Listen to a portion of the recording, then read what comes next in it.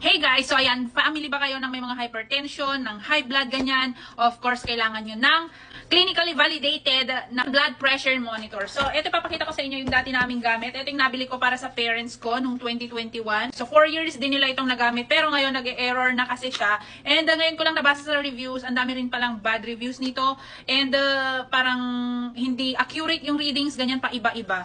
So now, nag-invest na kami sa mas high quality pang blood pressure monitor. So ito naman is okay naman siya kung talagang wala pang budget, ganyan. Pero as time goes by, nagiging unreliable na siya. And now, totally nag-stop na siya.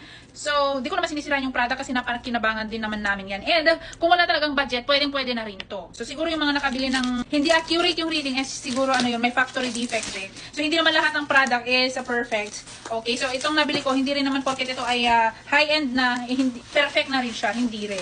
Okay, so hopefully, mas okay ito kesa dyan sa nabili naming mura. By the way, this one, you can buy this at around 600 to 700 pesos.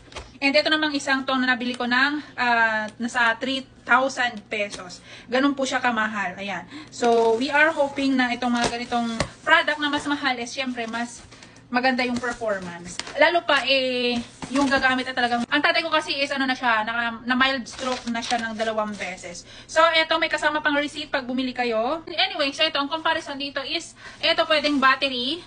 Ayan, pag bumili kayo ng ganito. Pwede ko rin itong i-recommend guys kung talagang wala kayong budget. Kasi nagamit naman to ng tatay ko ng 4 years. Okay? And pwede ito sa battery, pwede rin naman itong sa USB. Ayan, yung micro USB.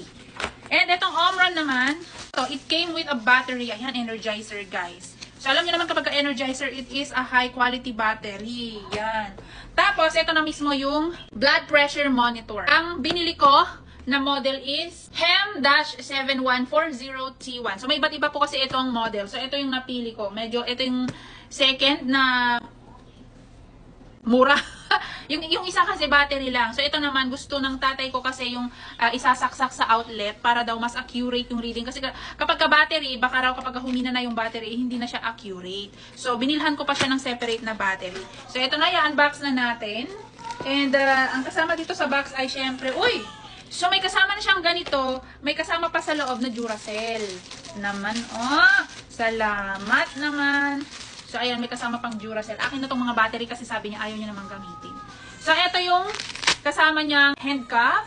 Anyway, so ito nga pala ang features nito guys. Ito yung sinasabi ko. It is clinically validated. All products are clinically validated. We ensure 100% Omron blood pressure monitors are clinically validated for accuracy and meet the highest international standards of precision and reliability.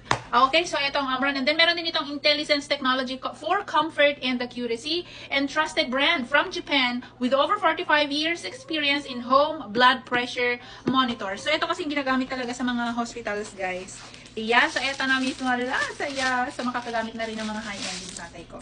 Ayan, so may ano pa dito oh. Hindi ko na ito tatanggalin kasi alam mo yung tatay ko. Parang gusto nyo pre-preserve yung mga ganito para ito hindi magasgasan. So, hayaan ko na siya yung magtanggal. So, ayan na yan yung pagsasaksakan ng ito. Ayan. And then, ito yung para sa battery. 4 nga palang battery nito guys. Ang mga kasama dito is yung mga manuals. Ayan. Omron warranty. Lalagyan na natin itong battery guys para matest. So, i-attach na natin to. Guys. Ayun! Swabe. Ganyan. Yan. Ito nga pala guys, may Bluetooth siya. Pwede siyang i-connect sa phone para i-record nyo. May document nyo yung mga blood pressure readings nyo. So, let's start.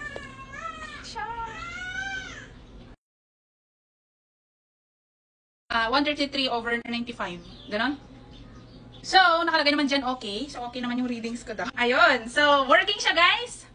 Working ang Omron na nabili natin. Kaya sa may mga magulang dyan, or kahit kayo, kung may mga hypertension na kayo, may mataas na yung mga blood pressure nyo, may high blood na kayo, it is best to buy a reliable and clinically validated na blood pressure monitor. So, lalagay ko na lang yung link guys kung saan ko ito nabili kasi nabili ko to sa official store ng Omron Philippines.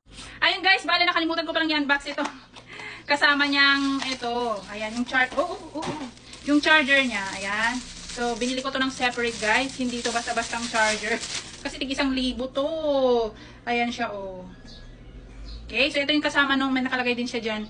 Omron. Yan, para magtagal naman yung ano ng tatay ko. Okay, so that's it for our unboxing for today's video. Ayan, I highly recommend that. Blood pressure monitor, guys, and para ma-monitor natin ang ating health. Yan lamang, bye!